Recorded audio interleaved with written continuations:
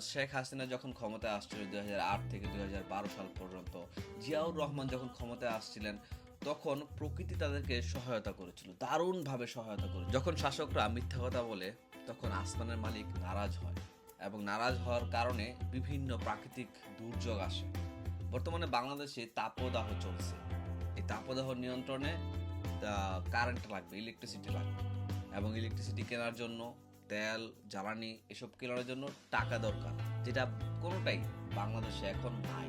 ধরুন আপনি জানেন যে আপনি মৃত্যুবরণ করতে চাইতেছেন, এবং ডাক্তার আপনার সামনে দাঁড়ায় আছে এবং ভালো কথা বলতেছে, কিন্তু আপনার কাছে বিষের মতো লাগতেছে।